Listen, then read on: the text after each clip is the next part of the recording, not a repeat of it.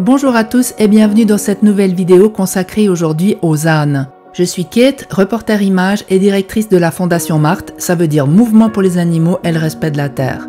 Dans ce reportage, on va aborder plusieurs points importants sur la façon de détenir ces équidés avec Karine Fogel, une spécialiste des ânes. Avec plus de 25 ans d'expérience, elle est la personne idéale pour nous parler des besoins fondamentaux de ces animaux et de la meilleure façon de les rendre heureux. C'est parti. Bonjour, je m'appelle Karine Fogel, j'habite le Coty, c'est dans les montagnes neuchâteloises. J'ai fait toute mon enfance sur la riviera lémanique. J'ai fait des études de biologie à l'université de Neuchâtel avec une spécialisation dans le comportement des animaux sauvages, avec à la clé une thèse de doctorat. J'ai également fait une formation d'ostéopathe pour animaux à temps partiel. Pendant 10 ans, j'ai été ostéopathe pour animaux. Je suis maintenant bien impliquée dans la lutte contre le frelon asiatique en Suisse, mais ça c'est du travail de bénévolat également. C'est une lutte qui me tient à cœur puisque c'est une atteinte importante à notre biodiversité. Mon autre activité principale, c'est les ânes. C'est aussi un moyen de faire passer des messages pour une détention correcte d'un animal qui est encore trop méconnu. On ne connaît pas ses besoins spécifiques. Et grâce à différents créneaux, comme le créneau qui est utilisé aujourd'hui, ça me permet de faire passer des messages pour faire découvrir aux gens cette espèce très particulière. Et c'est dans le cadre de mon travail de recherche que j'ai découvert le Val de Ruz et les montagnes neuchâteloises, dans lesquelles nous avons décidé avec mon mari de nous installer. Les ânes, c'est un rêve d'enfant. Vraiment, depuis toute petite, je parle d'avoir des ânes. Et c'est seulement quand on a pu s'installer dans ce coin merveilleux du Coty que l'opportunité s'est présentée d'accueillir notre première ânesse. Depuis, il y a 9 ânes qui se sont succédés chez nous. C'est des ânes qui avaient besoin d'un refuge, besoin d'une famille, temporairement ou pour plus longtemps. L'ânesse qui devait rester 2 mois est restée finalement 15 ans, et puis c'est comme ça que ça se passe chez nous. Maintenant, nous avons un troupeau de 5 ânes. 3 d'entre eux sont des animaux qui ont été récupérés, et 2 sont nés chez nous. La maman d'un des petits est décédée il n'y a pas longtemps, mais il nous reste maintenant un joli troupeau bien harmonieux de 5 ânes qui viennent d'horizons très différents. On assimile très souvent les ânes aux chevaux, autant dans la loi que dans les pratiques quotidiennes. Mais les ânes ne doivent pas être détenus de la même manière que les chevaux. Ils n'ont pas les mêmes besoins spécifiques de base. Les ânes sont originaires des déserts de l'Afrique de l'Est, donc des déserts de sable et de pierre. Ce sont des animaux qui ont évolué pendant des milliers d'années, des millions d'années, pour s'adapter à des climats arides et secs. Chez nous, leur détention est compliquée puisque nous vivons dans des climats tempérés et relativement humides. Les ânes ont des sabots et un pelage qui ne sont pas adaptés à l'humidité. Nous devons donc aménager nos systèmes de détention pour répondre à leurs besoins spécifiques. Il nous faut des sols adaptés à leurs sabots, c'est-à-dire des sols drainés. Les sabots des ânes doivent être sur des sols secs le plus longtemps possible. Ils ne doivent pas vivre dans de la boue ou dans des pâturages. Les ânes ont besoin d'abris pour se protéger des intempéries, des insectes, mais aussi du chaud, de la neige et surtout du vent.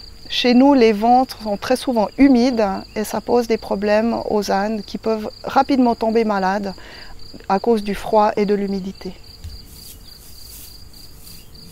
Pour la détention d'ânes en Suisse, la loi préconise que des équidés doivent vivre ensemble. C'est-à-dire qu'on peut légalement détenir un âne avec un poney ou avec un cheval, comme on peut détenir une mule avec un cheval ou un poney avec un bardot. Éthiquement, et pour une détention respectueuse des animaux, il faudrait détenir au moins 2 ânes ensemble, 2 chevaux ensemble, ou un cheval et un poney, c'est la même espèce, 2 mules ensemble.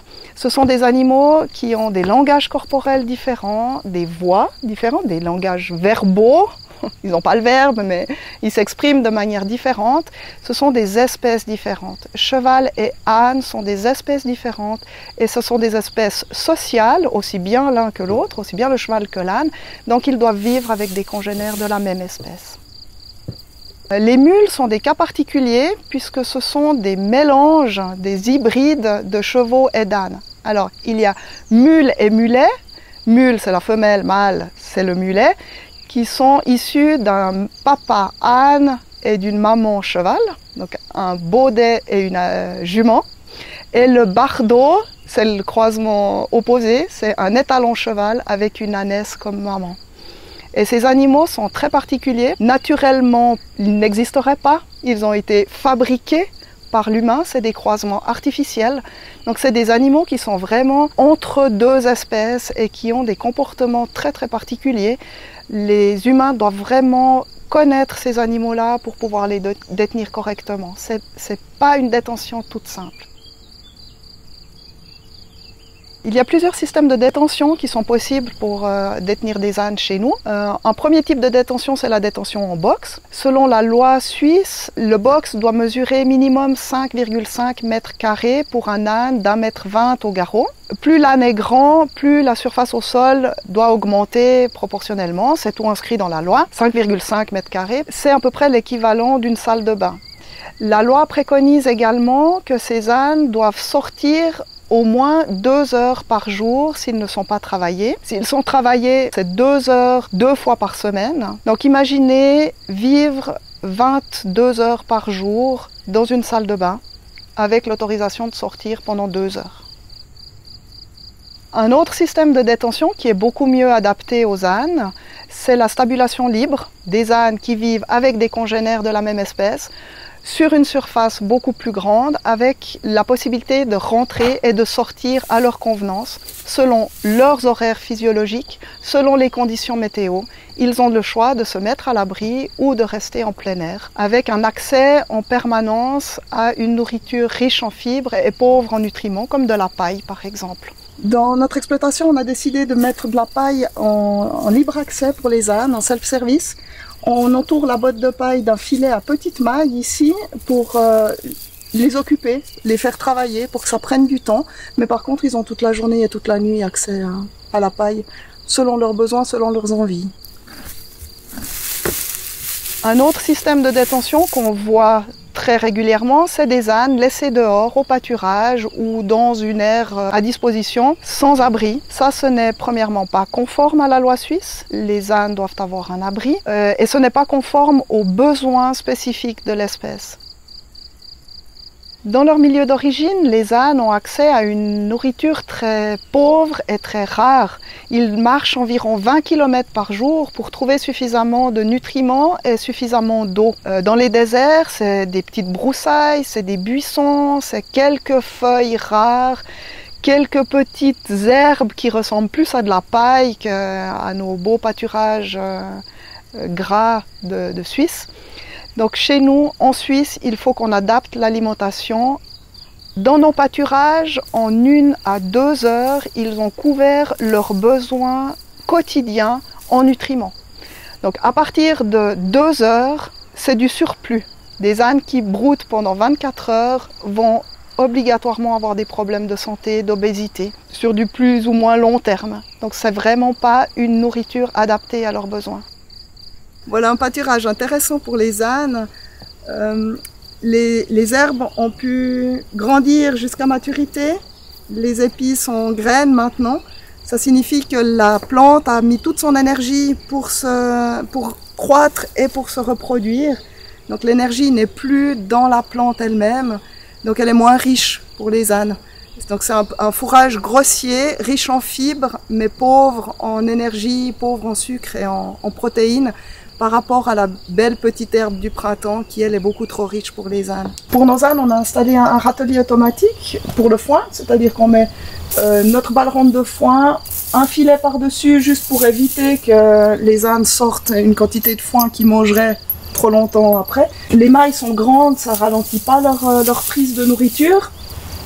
Par contre, le râtelier s'ouvre et se ferme de manière automatisée, programmée. Ça permet d'avoir des repas répartis sur 24 heures.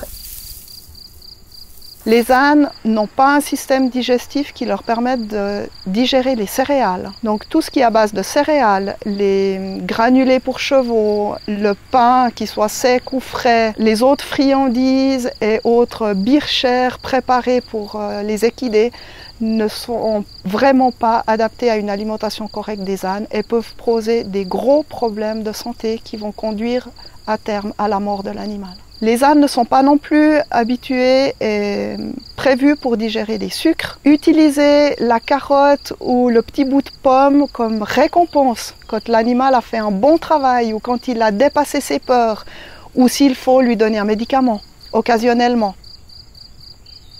Dans leur milieu naturel, les ânes ont développé un comportement qui leur permet de survivre à des conditions très, très difficiles. Dans un désert de sable ou de pierre, courir pour échapper à un prédateur, ce n'est vraiment pas le bon plan. Donc les ânes ne sont pas des animaux de fuite. Ils vont, oui, bien sûr, pouvoir se déplacer pour mettre de la distance avec le danger, mais très rapidement, ils vont faire face pour se défendre et défendre leur territoire. Les ânes sont des animaux territoriaux, contre tout ce qu'ils considèrent comme un intrus. Ça peut être un humain, ça peut être un chien, ça peut être une poule qui passe sous les fils, et cet animal est en danger. Et cette caractéristique est très particulière chez les équidés, parce que les chevaux ne sont pas du tout territoriaux, ce sont des animaux de fuite. À nous adapter à notre système de détention et à notre attitude envers les ânes. On n'approche pas un âne comme on approche un cheval ou un poney. Il faut pouvoir lire son langage corporel pour savoir s'il est d'accord de nous accueillir sur son territoire. Qu'est-ce qu'on entend par têtu ? Un âne est un animal qui réfléchit. Donc avant d'agir, il va prendre le temps de la réflexion. C'est-à-dire qu'il va s'arrêter, analyser la situation. Est-ce qu'il vaut mieux s'éloigner, faire front, voire attaquer? Si une situation est susceptible de présenter un danger, l'âne va s'arrêter et réfléchir avant de continuer ou pas son chemin. Je pense en particulier à des ânes qui s'arrêtent en promenade. Il y a toujours une raison à cet arrêt. C'est à nous, en tant qu'humains, à trouver la raison qui empêche l'âne d'avancer. Ça peut être un petit caillou sous un sabot, ça peut être un poil qui dérange sous l'harnachement, ça peut être une odeur qu'il ne connaît pas et qui est inquiétante. À nous, à tisser une relation de confiance avec notre animal pour pouvoir l'emmener avec nous dans toutes les situations. Sans cette confiance, l'âne ne sortira même pas du box. Par contre, le jour où vous avez une relation de confiance avec votre âne, vous allez au bout du monde, au propre comme au figuré. L'âne a une espérance de vie de 40 ans, quelle que soit sa taille. Donc adopter ou accueillir un âne chez nous, c'est un engagement pour du long terme. 40 ans, c'est du travail, ce sont des frais médicaux, des frais de nourriture, des frais d'entretien. C'est également du temps à consacrer aux animaux, nettoyer les sabots pour voir s'il y a déjà de la corne cassée, s'il y a des petits cailloux qui peuvent déranger. Beaucoup d'ânes ont malheureusement des problèmes très importants liés aux sabots, ce qu'on appelle la fourbure. C'est vraiment une maladie qui attaque l'os du pied et la conformation du sabot. Cette maladie, qui est généralement fatale, est principalement liée à une alimentation mal adaptée et trop riche. Il peut y avoir d'autres cas de fourbure, mais c'est des cas qui sont anecdotiques par rapport aux cas de fourbure qu'on rencontre chez les ânes. L'âne tisse des liens très très forts avec des congénères de son espèce, mais également avec les humains. Donc adopter un âne, c'est tisser une relation sociale et émotionnelle, autant pour l'animal que pour nous, sur du très long terme. Et il faut en être conscient avant de prendre des animaux sous notre responsabilité. Beaucoup d'éleveurs disent que les ânes sont des animaux rustiques pour justifier un manque ou une absence de soins et des conditions de détention souvent lamentables. Partout dans le monde, les ânes sont soumis à de graves maltraitances. Pour n'en citer que quelques-unes, des bâts beaucoup trop lourds, des harnachements mal adaptés qui leur provoquent des blessures, des coups, des sévices, des pieds non parés, des ânes attachés H24 ou encore des touristes obèses qu'ils doivent promener sur leur dos dans des conditions difficiles. Si tu constates que des ânes sont en souffrance, je t'encourage à contacter ma fondation Marthe, une SPA ou directement le vétérinaire cotonal pour les cas graves. N'hésite pas à mettre un j'aime sous cette vidéo et à la partager autour de toi pour soutenir mon travail et faire connaître ma chaîne et celle de ma fondation Marthe. Karine et moi nous ferons un plaisir de répondre à tes questions dans les commentaires, alors n'hésite pas. Merci d'avoir regardé cette vidéo sur les ânes et je te dis à bientôt.